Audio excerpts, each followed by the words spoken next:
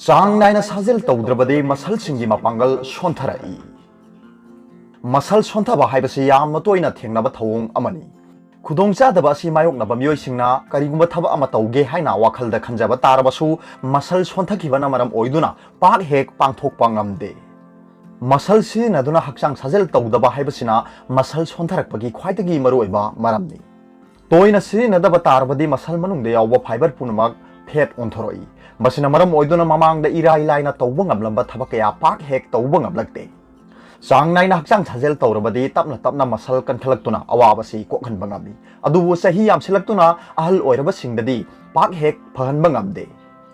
muscle की मपांगन ख्वाइदगी कनबा चही मतांग असि मसागी चही कुंदगी कुंथ्रा फावबगी मनुंगदा लैबा मियोइसिंगनि मालेमद ख्वाइदगी ममिंग चलबा फावरबा सानोरैसिंगसु हाइरिबा चही मतांग असिदा लैबा मियोइना अयामबनि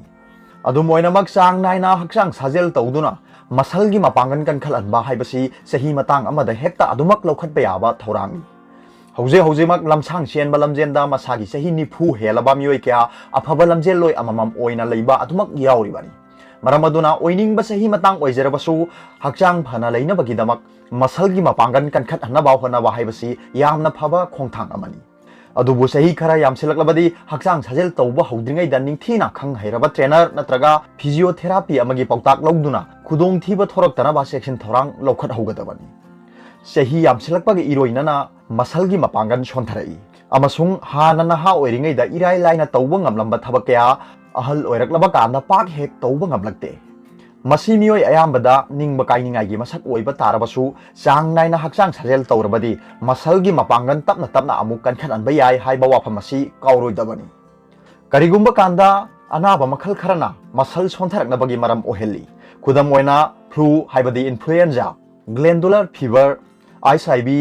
lime disease hepatitis C TB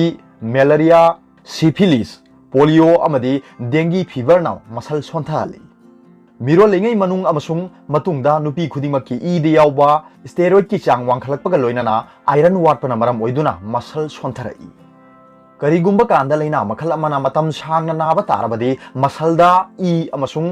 nutrient सिंग फंगनबा ngamdaba मरमना मसल की मपांगन सोंथरई कनागुंबा मैखु सिनबा अमदी चक्चा युथक फजदबा मियोइसिंगसु कोलेस्टेरोल वांखलक्तुना ई पुबा सिंगली उतोंग फुंजिलक्पदगी मसलदा ई मरांग काइना फंगबा ngamdaba मरमना मसल सोंथरई डायबिटीज ना नारबा मियोइसिंगसु मसल सोंथरक्तुना हक्चांग सोंथरई ईदे यावबा सिनीगी चांग वांखलक्पदगी मसल फाइबर की मथौ लेपखिबा अमसुंग सिंगली फुंजिलक्पदगी फिबम असि ओहिलक्पनि थमोइगी मथौ निंगथीना तौबा ngamdraba मियोइसिंग अमसुंग थबोमबिगी अनाबा लैबा मियोइसिंगदसु मसल सोंथरक्पा थेंगनै किडनी ना मथौ फजना तौरक्तबा मतमदसु खुदोंचादबा असि ओहिलई हक्चांग यावबा रेड ब्लड सेल वाटपगी थौंगबु एनीमिया हाइना खंगनै फिबम असि मायोकनरबा मियोइसिंगदा ईना मसलसिंगदा ऑक्सीजन मरांग काइना फंगनबा ngamdabadagi मसल सोंथरई मसल सिंगबु हक्थेंगना अमा अता थोअनबे याबा मरम क्या मरोम लई ख्वाइदगी मरुओइबा मरमदि साना खोनाबदा शोक पापनबा यावखिबा सिनी करिगुंबा कांदा वार्मिंग अप तौदना हाइबदि ई सागत हनबा तौदना हक्चांग साजेल तौरुबदगी मसलदा शोकपा यावी मतमदुदा मसल की फाइबर सिंगदगी ई थोरक्तुना पोंखलई अमसुंग ngang ngang खामदुना ई असिबा चंगलई मसिना मरम ओइदुना मसल सोंथरई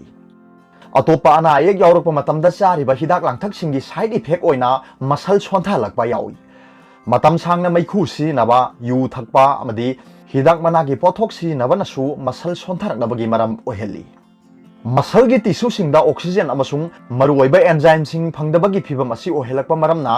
मांगजौना लौखतपा याबा सेक्शन थोरांग सिंगदी चांग नाइना हक्चांग साजेल तौदुना ईदा ऑक्सीजन मरांग काइना फंगनबा अमसुंग नुमित खुदिंगी मसी ओइबा चिंजाक मसल सुना चाबा हाइबसिनी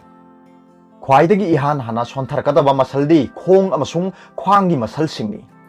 मथंगदा अतै अतोपा मसल सिंगसु तपना तपना सोंथरकनी मरम अदुना हक्चांग साजेल तौबा मतमदा अखंग हिसिंगा तानादुना खोंग अमदी ख्वांगी मसल सिंग मपांगल कनखतहनबा होनगदबनी